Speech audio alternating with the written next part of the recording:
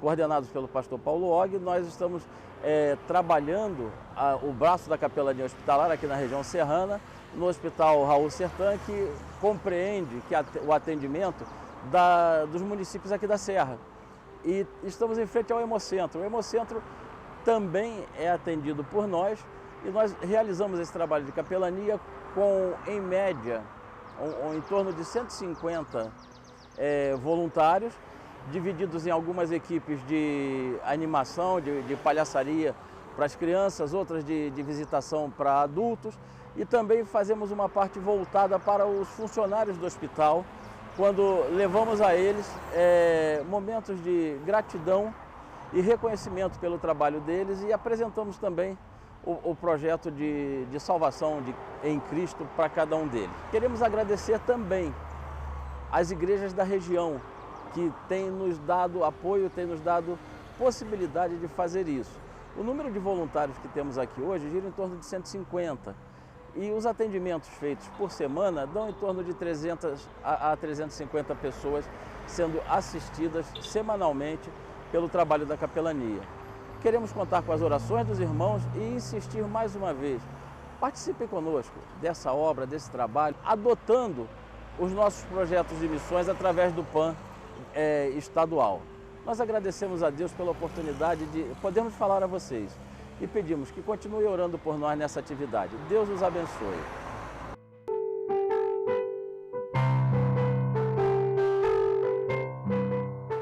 Boa noite. Que a graça e a paz do nosso Senhor e Salvador Jesus Cristo seja com a sua vida, com a sua família. Que bom poder estarmos mais uma vez reunidos em torno da presença do nosso Deus. Você que estava nos aguardando, que bom saber que você está aqui conosco. Você que está chegando agora, seja bem-vindo. Você que está chegando pela primeira vez, desde já, inscreva-se no nosso canal, no canal da Igreja Batista Memorial de Itaúna. Acione o sininho para receber as notificações dos próximos vídeos e dê uma curtida para que outras pessoas também possam ter acesso aos nossos vídeos, às mensagens que nós colocamos aqui no ar no YouTube, tá bom? Quero mandar um abraço especial a todos os irmãos, membros da Igreja Batista Memorial de Itaúna, aos irmãos da Igreja Batista em Jardim Progresso. Deus abençoe a vida, a família de cada um de vocês.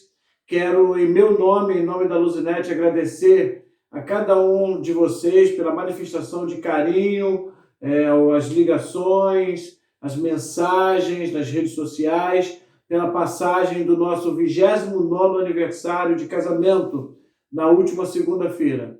Muito obrigado por tudo. Deus abençoe grandemente a vida de cada um de vocês. Estamos em plena campanha de missões estaduais, com o tema Sim, Eu Creio, baseado no Evangelho de João, capítulo 5, verso de número 24. Diz assim o texto da palavra de Deus. Em verdade vos digo, quem ouve a minha palavra e crê naquele que me enviou tem a vida eterna.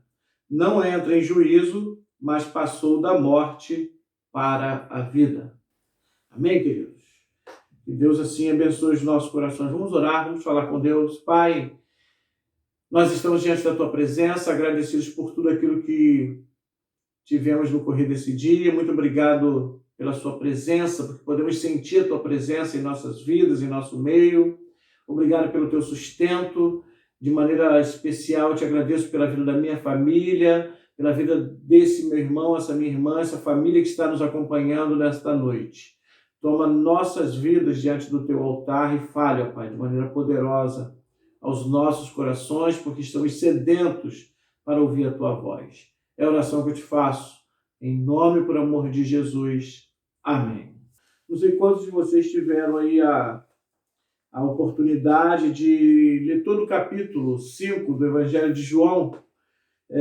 Quando você lê o capítulo 5 do Evangelho de João, que são um total de 47 versículos, você percebe algumas coisas.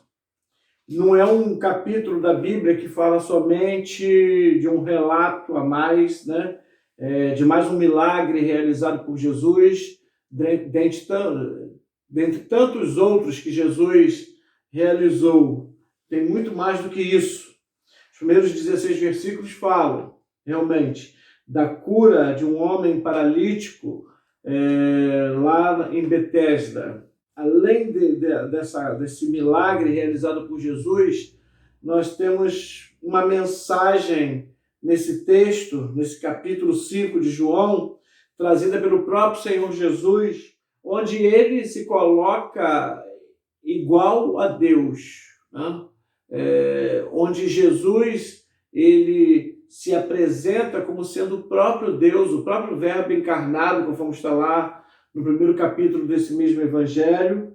E nesse texto, nesse capítulo, Jesus se apresenta igual ao Pai em 3 situações, pelo menos. A primeira delas está lá entre os versos 17 e 21, depois você lê com calma, quando Jesus se coloca igual a Deus nas obras, né? As obras que o Pai faz e as mesmas obras que ele faz. Uma segunda situação, Jesus é igual ao Pai também no seu juízo, está lá no versículo 22, né?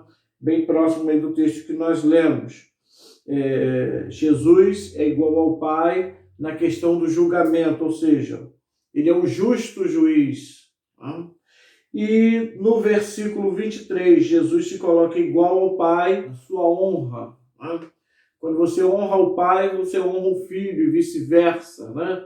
A Trindade, Deus Pai, Deus Filho, Deus Espírito Santo, é um só Deus que se apresenta na forma de 3 pessoas distintas. Jesus fala também das 3 ressurreições. A primeira delas, a ressurreição espiritual, está no capítulo 5, obviamente, a partir do verso 24 ao 27. Essa doutrina também é mencionada pelo apóstolo Paulo na carta aos Efésios, capítulo 2, verso 1 ao 3. Né? A ressurreição espiritual, quando o homem ele aceita Cristo como Senhor e Salvador da sua vida. Sua alma, que antes estava morta, ela agora está ressurreta, né? E vai viver para todo sempre na presença de Deus. Uma outra ressurreição mencionada é a ressurreição da vida. Está no versículo 29, a parte A desse texto, né? E que também é mencionado por Paulo na primeira carta aos Tessalonicenses, capítulo 4, verso 13 a 18, e na carta aos Coríntios, 1 Coríntios, capítulo 15, verso 51 ao verso 58. Aliás, todo o capítulo de 1 Coríntios 15, Paulo fala a respeito da ressurreição de Jesus e da ressurreição dos mortos. Essa ressurreição da vida é para os crentes, né? Que vão ressuscitar para a eternidade junto de Deus nos céus. E o texto fala também da ressurreição da condenação, que também está no versículo 29, só que na parte B do versículo, né? Que também é mencionada por João lá no livro de Apocalipse, no capítulo 20, verso 11 ao 15. E aí, obviamente, essa ressurreição é para aqueles que, infelizmente, não tomarem a decisão ao lado de Cristo e ressuscitarão, infelizmente, para a condenação eterna. Eu espero que não seja o caso de nenhuma das pessoas que estão nos ouvindo, né? Não seja o seu caso nesse momento, meu querido, minha querida. Espero que você já tenha aceito a Cristo como Senhor e Salvador da sua vida. Se você não fez, abra seu coração nessa noite e deixe Deus falar a você em nome de Jesus. Termino o capítulo 5 também falando das 3 testemunhas da divindade de Cristo. João Batista, no capítulo 5, verso 30 ao 35, né? João Batista exalta o nome de Jesus em meio aos homens, né? Não está aqui nesse capítulo 5, mas no capítulo 1, verso 29, eu gosto muito das palavras de João Batista ali, quando ele está batizando os seus discípulos ali no Rio Jordão, e Jesus vem passando e ele aponta para Jesus e diz: eis o Cordeiro de Deus que tira o pecado do mundo. Né? Ali, João Batista ele já vinha exaltando, já vinha pregando, preparando o caminho para Jesus, né? Mas agora, a partir daquele capítulo 1, verso 29 do Evangelho de João, o seu primeiro contato ali, ele coloca em prática, propriamente dito, tudo aquilo que ele havia pregado anteriormente sobre a vinda do Messias. Uma outra testemunha são as obras de Cristo, né? As obras de Cristo estão aí no verso 36, fazendo referência a tudo aquilo que Jesus realizou como homem aqui na face da terra, aquilo que ele tem realizado ainda em nossas vidas. A Junta de Missões Nacionais, ela usa um dos slogans que ela usa, né, na Cristolândia, Jesus transforma, aquela camisa amarela, você já deve ter visto, escrito em verde. Aquilo não é só um slogan, é uma realidade, né? Nós cremos nisso, Jesus transforma. As obras de Cristo, a obra transformadora de Cristo na vida do homem, por si só, ela testemunha de que Jesus é o próprio Deus, agindo na vida do homem, desde, obviamente, que esse homem permita-se ser transformado por Deus. E uma terceira testemunha é o Pai através da sua palavra. Está ali do verso 37 até o último, até o verso 47. Dentre esses textos, talvez o que seja mais conhecido, o verso 39, quando o Senhor Jesus Cristo, ele diz: examinai as Escrituras, porque vós cuidais ter nela a vida eterna, e são elas que de mim testificam. E eu quero, apesar de termos lido inicialmente o verso 24, eu quero justamente focar nisso nesta noite, né? Sim, eu creio na palavra. Sobre isso que eu quero falar contigo nesta oportunidade. Toda vez que estamos em campanha de missões, seja ela estaduais, seja ela mundiais, nacionais, ou missões locais, existe uma preocupação, uma ênfase muito grande em três práticas que precisam ser uma constante na vida do cristão. Primeiro, oração. O cristão, ele deve orar por missões. Ele deve orar pelo seu missionário que está lá no campo. Ele deve orar pelas organizações missionárias, né? Seja no âmbito estadual, nacional ou mundial. Ele deve orar pelas organizações missionárias para que estas possam administrar os recursos de maneira que mais rentável possível, para que o Evangelho possa se expandir com maior rapidez pelos 4 cantos da terra. A oração, ela é primordial em todos os momentos da nossa vida, e não só nas nossas questões particulares, não só nas questões relacionadas à nossa igreja local, onde nós somos membros, mas a Bíblia diz que nós temos que orar por todos os homens. A Bíblia fala que nós temos que orar pelos nossos governantes. A Bíblia fala que nós temos que orar pelos nossos inimigos. E a Bíblia fala que nós temos que orar por toda a igreja, inclusive aqueles que deixam o conforto do seu lar, a sua família, e saem para a divulgação do Evangelho. Quando a gente fala de missões estaduais, há uma tendência, né, da parte de alguns em desvalorizar a campanha de missões quando ela diz respeito ao nosso estado.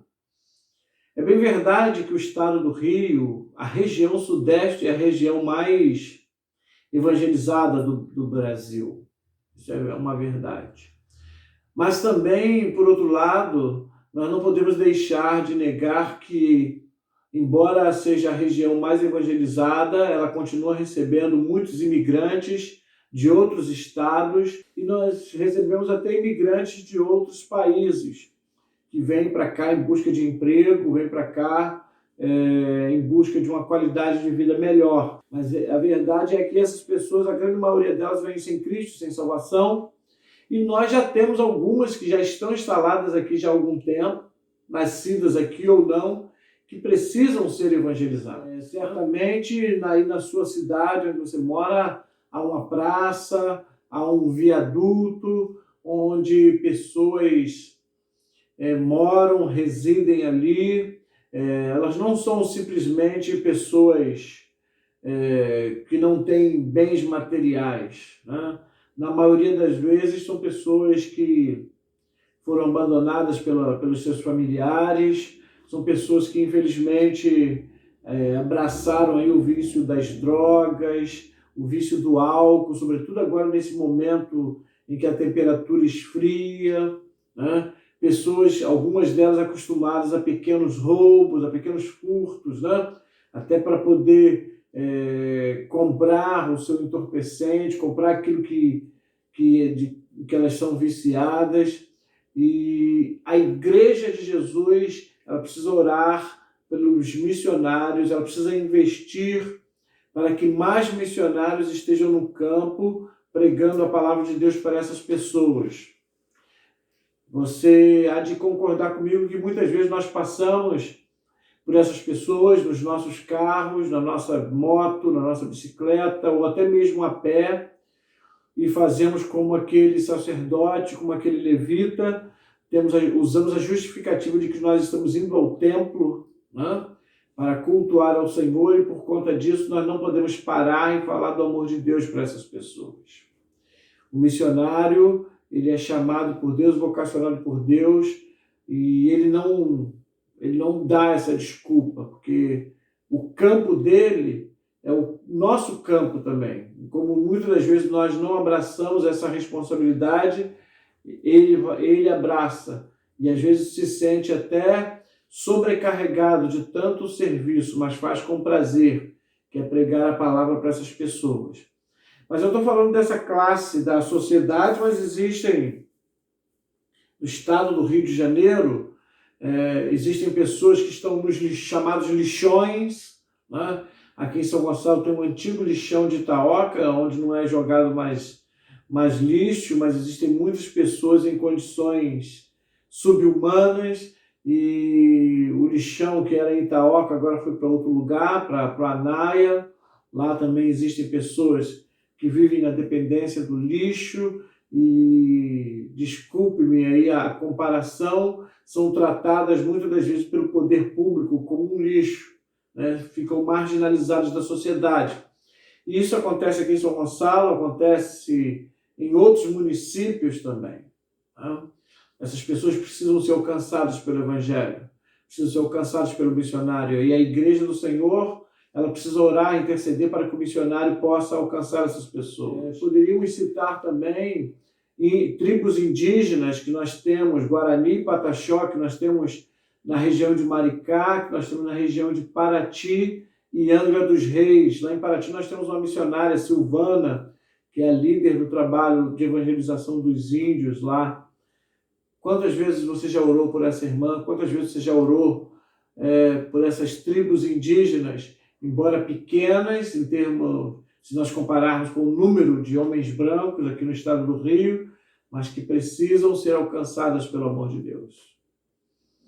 Eu creio, sim, eu creio que o Evangelho pode alcançar essas pessoas. E eu creio que Deus ele pode falar ao seu coração e fazer com que você, que até então não orava, não intercedia por essas vidas, por esses campos missionários, por esses missionários que trabalham com essas pessoas, eu quero crer que a partir de agora você vai fazer isso em nome de Jesus. O texto aí no início, o texto diz: em verdade eu vos digo, quem ouve a minha palavra, né? Sim, eu creio na palavra, porque é na palavra de Deus que nós encontramos respostas para todos os nossos questionamentos, sejam eles quais forem. É na palavra de Deus que a gente encontra a resposta para tudo. E eu quero, então, meditar um pouco com você acerca da palavra de Deus. Recentemente eu mencionei aqui mesmo no canal as 3 perguntas que surgiram, que deram origem à filosofia. de onde eu vim, para onde eu vou e quem eu sou. A filosofia não pôde responder isso, a religião também não pôde resolver, o senso comum não pôde resolver, a mitologia também não pôde resolver, mas a palavra de Deus, ela responde todos esses questionamentos. De onde eu vim? Existe a chamada teoria de Darwin, né? E eu não quero falar dela, não é o meu foco aqui, mas como o nome já diz, é teoria.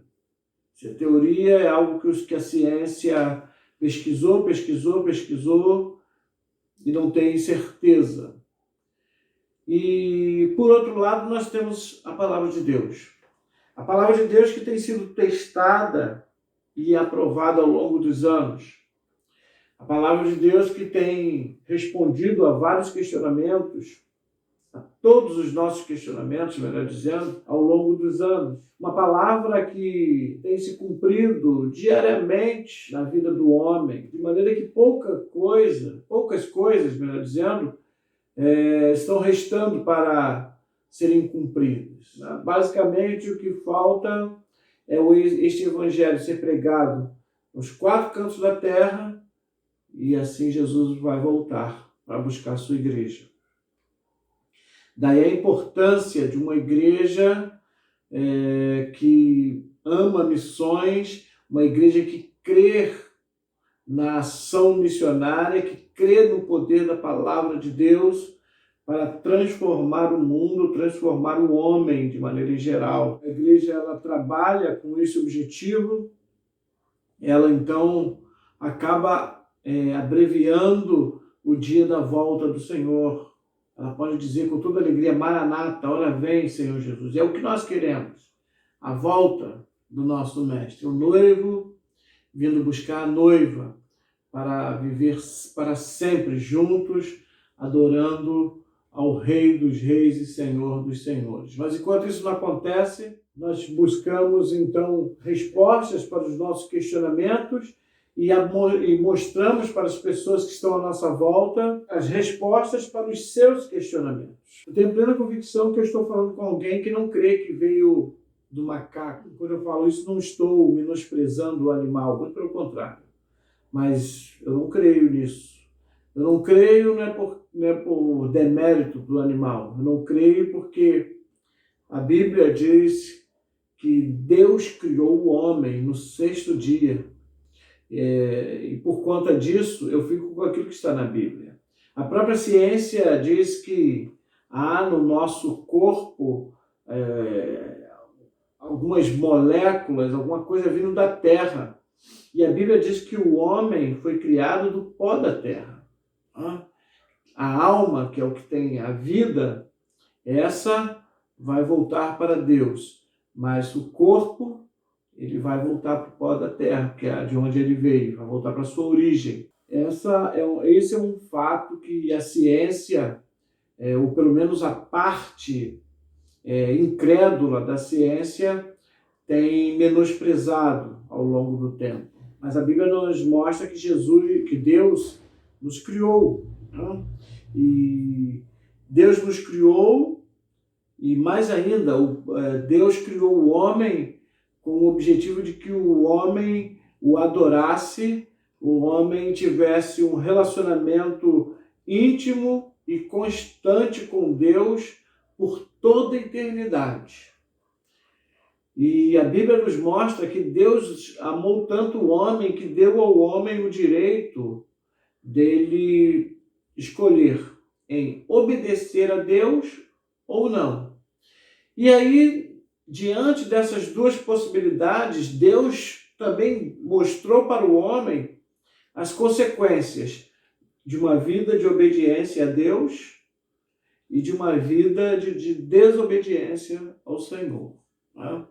Uma vida de desobediência a Deus e trazer como consequências a separação entre o homem e o Deus, porque não pode haver comunhão entre o santo e o profano. Né? Deus não habita onde há pecado, Deus é luz e não há comunhão entre luz e trevas. A Bíblia diz que maior consequência desse pecado é a morte, né? Que significa também separação. Como consequência benéfica de uma vida de obediência a Deus, o homem vai usufruir de uma eternidade, não só de 80, 70 anos, né? Quanto muito, 100 anos aqui na face da terra, mas de uma eternidade junto de Deus, num lugar de gozo, num lugar de alegria, de paz, né? E não num lugar de pranto, de sofrimento e de ranger de dentes, conforme a Bíblia descreve a localidade que nós conhecemos como inferno. Então, a Bíblia ela mostra de onde eu vim. Eu vim, você veio do coração de Deus. Deus é quem nos criou. Davi, lá no Salmo de número 24, ele diz que tudo pertence a Deus, porque Deus criou todas as coisas, né? Do Senhor é a terra, a sua plenitude, o mundo e aqueles que nele habitam. Tudo pertence a Deus. Por quê? Porque é de Deus. Deus quem criou. Se eu tenho alguma autoridade sobre o que vai ou não acontecer com essa caneca, né, que eu não criei, imagine a autoridade de Deus diante de tudo aquilo que Ele criou. Certo? E mesmo assim, por Ele nos amar muito, imensamente, Ele nos dá o direito, então, a possibilidade de não fazermos aquilo que Ele está designando para nós. E, abrindo aí um parêntese, aquilo que Deus designou para nós, Ele não designou porque Ele é um sargentão. Deus não é um autoritário. Deus não é um ser que, diante de alguém que pensa diferente, ele parte para a briga. Não, Deus nos dá o direito de escolher uma ou outra parte, desde que a gente assuma as consequências. Sim, eu creio na palavra porque Deus responde de onde eu vim, né?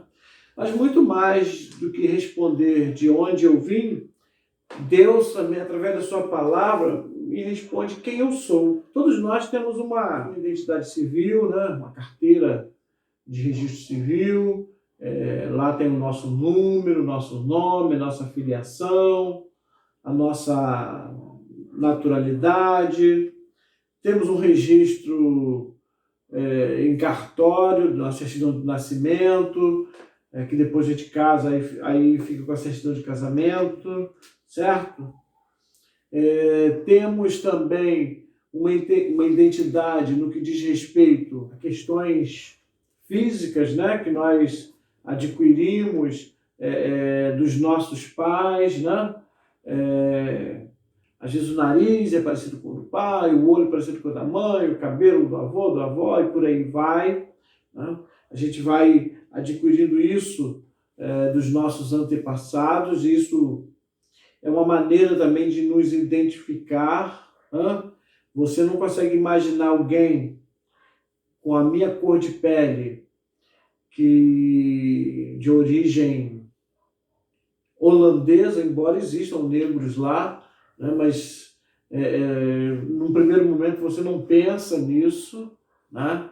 E por aí vai, né? Isso diz muito a respeito de onde nós viemos, né?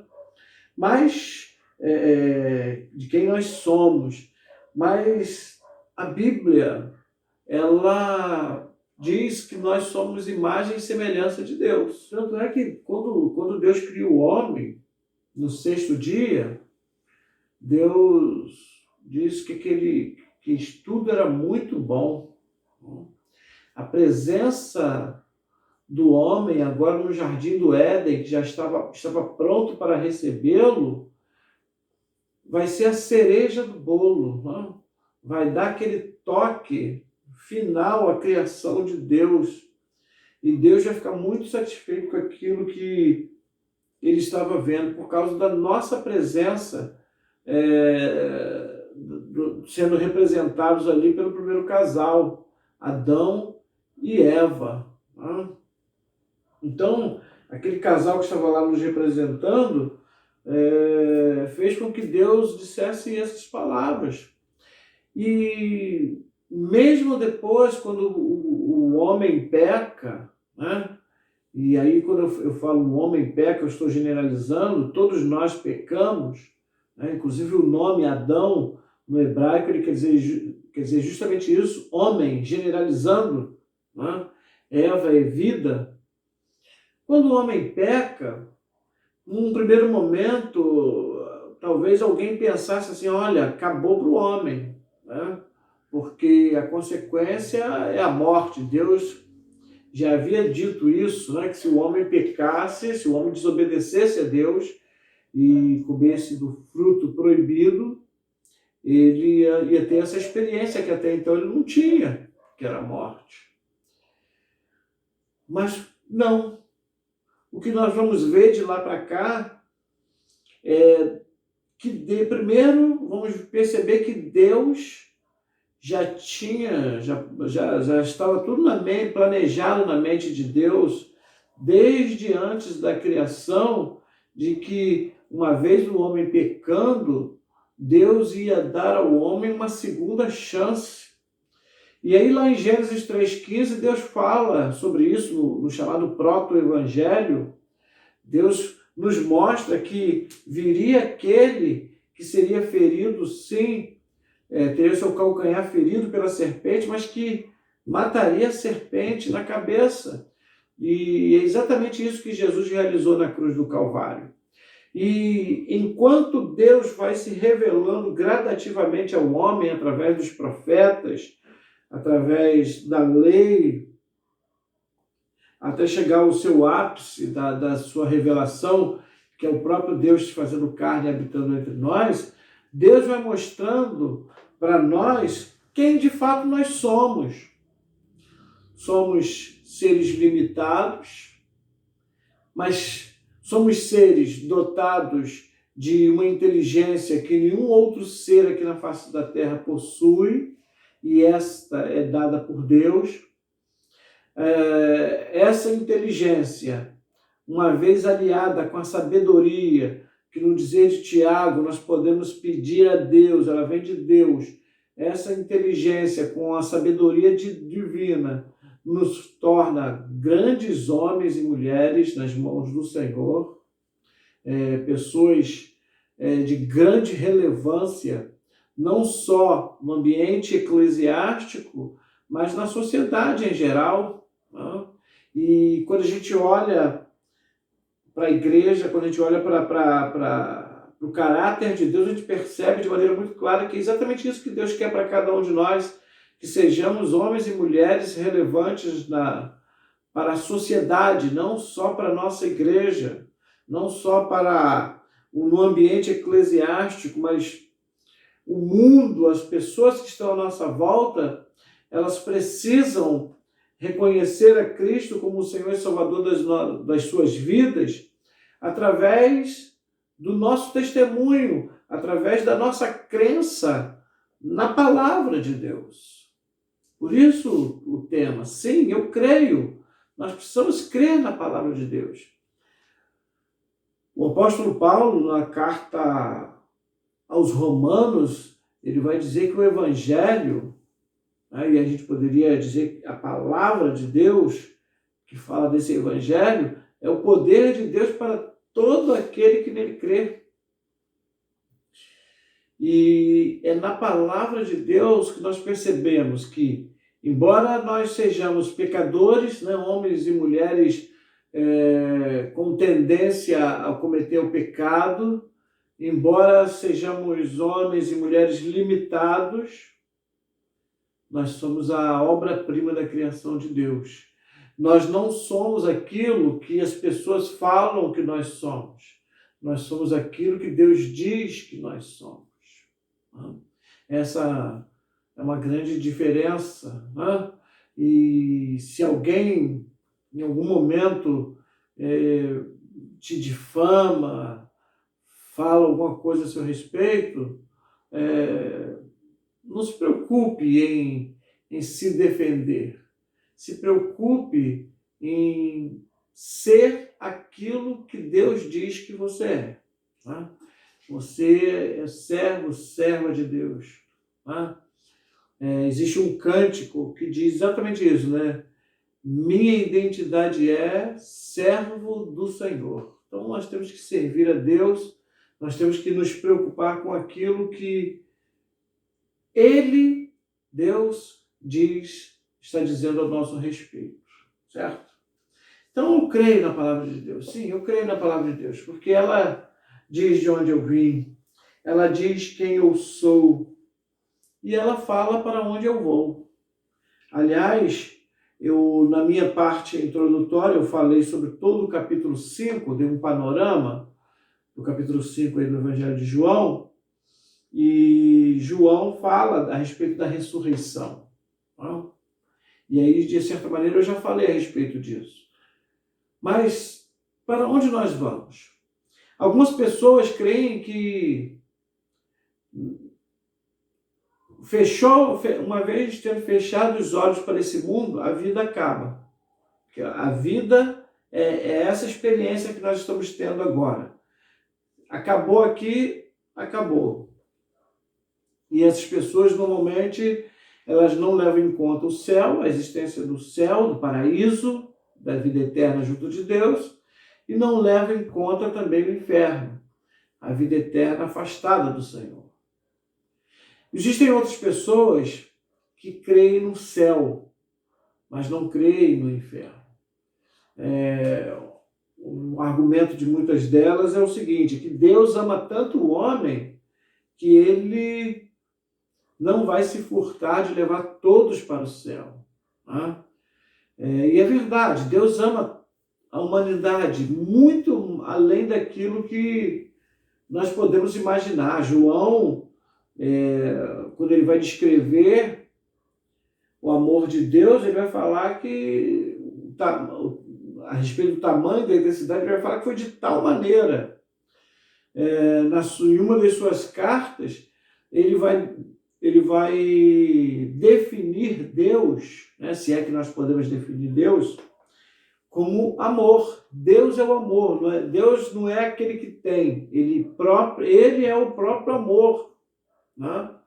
E é por isso que a Bíblia diz que aquele que ama, ele tem a Deus, né, verdadeiramente. Então, tem pessoas que pensam que todos nós vamos para o céu, até por se intitularem pessoas boazinhas, né? Que não faz isso, não faz aquilo outro, mas não quer uma vida seguindo os parâmetros propostos na palavra de Deus. E aí é um erro. Né? A Bíblia diz que para ir para o céu, o requisito é crer em Jesus como Senhor e Salvador da sua vida. E que há uma outra realidade, que é o inferno, que muitas das vezes as pessoas não creem na sua existência. Outros creem na existência do céu e do inferno, mas acreditam que o inferno é somente para quem mata, quem rouba, quem furta, quem faz coisas que a própria sociedade condena, certo? Isso também é um erro. Essas pessoas realmente irão, se elas não mudarem de vida. Mas se você não segue ainda Jesus como Senhor e Salvador da sua vida, infelizmente, você está caminhando na mesma direção dessas outras pessoas. Mas aí, olhando para esse capítulo 5 de João, a gente viu que existem duas realidades, que é o céu e o inferno. As duas realidades que existem, de fato, são dois possíveis destinos para o homem. E que o homem ele precisa fazer uma escolha. E essa escolha, de onde ele quer ir, ele precisa fazer essa escolha enquanto ele está aqui em vida, aqui na face da terra. A Bíblia conta lá a parábola do rico e do Lázaro, e aquele homem que não foi para o céu, o rico, Ele lá no sofrimento, naquele lugar de sofrimento, ele pede a Deus para mandar um fantasma, algum ser espiritual, para avisar os seus irmãos da tristeza, do tamanho do sofrimento que era aquele local, para que eles então se reconciliassem com Deus e não fossem para aquele lugar. Veja só, aquele homem, ele chegou à conclusão que estava errado no inferno. Ele precisava ter chegado a essa conclusão aqui em vida. Tá? Como ele fez só lá no inferno, não teve salvação para ele. Uma outra coisa interessante naquele texto é que a resposta de Deus para aquele homem, diante do seu apelo para que o Senhor mandasse alguém para falar daquela triste realidade para seus irmãos, algum ser espiritual, e aí Deus vai dizer para ele, tem Moisés, que representa a lei do Senhor, a palavra de Deus, e os profetas, a igreja, ouça-nos.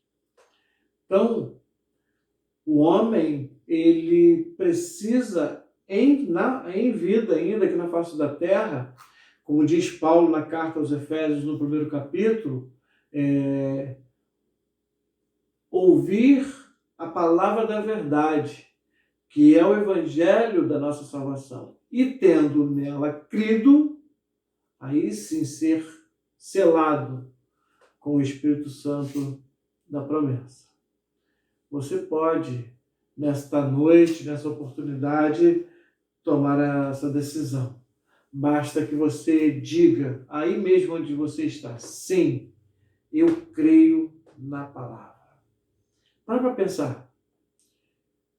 Criação, tantas coisas que a ciência, aos poucos, ela vai confirmando, né, tudo aquilo que está na Bíblia. Você já parou para pensar nisso? Aí pergunto eu a você, por que você crê, por exemplo, que você não veio do macaco, mas que foi Deus que te criou? Por que você crê nessa parte? Por que você não crê, por exemplo, que você tem que fazer do Senhor o teu Deus, a pessoa mais importante da sua vida, mais importante do que você mesmo, mais importante do que sua família, mais importante do que as coisas que você tem, mais importante do que as coisas que você está almejando. Deus precisa ser o seu Deus. Mas isso só vai acontecer a partir do momento que você crê na palavra. Porque como disse Jesus no verso 39, examine as Escrituras, porque vós cuidais ter nela, a Escritura, a vida eterna. E são elas, as Escrituras, que testificam de mim. A Bíblia é a autoridade máxima. A palavra de Deus é a autoridade máxima para falar de assuntos espirituais. Você está me assistindo agora, cultuando ao Senhor conosco. Você pode assistir outros vídeos de outros pregadores, mas o que você mais precisa fazer é crer na palavra. Se você não crer na palavra, não adianta. Você vai ouvir mensagens de autoajuda, mensagens que vão aflorar o seu lado sentimental, com fundo musical, com cortina de fumaça, com luz negra, com parede preta, e nada contra isso. Eu sei que isso vai tocar no seu coração, vai mexer com o seu emocional, ainda mais nesses momentos de pandemia, mas esteja certo, esteja certa. Paulo diz na carta aos Romanos, capítulo 12, verso 2, o nosso corpo racional. Nós sabemos aquilo que nós estamos fazendo. Nós fazemos com o intuito, ou seja, usando a razão, um objetivo, um propósito, que é agradar a Deus. João diz aqui nesse mesmo evangelho, capítulo 3, verso 30, é necessário que ele cresça, que eu diminua. Esse é o nosso objetivo, agradar ao Senhor. agradar ao nosso Deus. E isso nós só conseguimos quando nós cremos na sua palavra. E eu quero te convidar nessa noite, nessa oportunidade, a crer na palavra de Deus, a dizer sim, eu creio na palavra de Deus. Você crê de fato na palavra de Deus? Você crê no poder de Deus através da palavra? Foi através da palavra que Deus disse, haja isso, haja aquilo outro. E houve tudo. Como diz uma canção antiga, basta uma palavra do meu Deus para o milagre acontecer. Creia nessa palavra. Só está faltando isso para o milagre acontecer na sua vida. Amém? Deus abençoe sua vida. Deus abençoe seu coração. Escreva aí na barra dos comentários. Deixe aí seus pedidos de oração. Nós queremos compartilhá-los com a nossa igreja, orar por você. E quem sabe daqui a algum tempo a gente vai poder estar reunidos num culto presencial e vou poder te dar um abraço. Você vai poder testemunhar para a nossa igreja ou lá para a sua igreja, a igreja próxima da sua casa, você que está tomando sua decisão ao lado de Cristo agora, poder testemunhar do agir de Deus na sua vida nessa noite, em nome de Jesus. Esteja certo, esteja certa. O mérito é único e exclusivamente dele. Amém, querido? Abaixe a sua cabeça aí se você puder. Quero terminar esse culto orando por sua vida, em nome de Jesus. Pai, quero colocar diante do teu altar a vida desse meu irmão, minha irmã, esse meu amigo, amiga que está orando, que está com sua mente voltada ao Senhor nessa noite, nessa oportunidade, suplicando, Pai, a ação do Senhor sobre a sua vida, porque essa pessoa quer crer na tua palavra. Ela está dizendo, eu creio na sua palavra, ó Pai. E ela, em nome de Jesus, ó Pai, ela se sinta revigorada pelo Senhor, ó Pai. Que a tua palavra encontre espaço nesse coração. Retira, ó Pai, dessa mente, desse coração, tudo aquilo que não seja proveniente de ti, ó Pai. E que, em nome de Jesus, o poder de Deus, que traz salvação a todo homem, entre de uma vez por todas na vida dessa pessoa. Muito obrigado, Pai, por essa família que está nos acompanhando nesta noite. Muito obrigado pelas vitórias que o Senhor tem concedido a cada um de nós. Abençoe nosso país, nossos governantes, ó Pai. As dúvidas que existem em relação a essa pandemia, as dúvidas, ó Pai, que fazem com que uma hora haja um afrouxamento do isolamento social e daqui a pouco faz com que outras pessoas então vão lá e eliminem isso, ó Pai.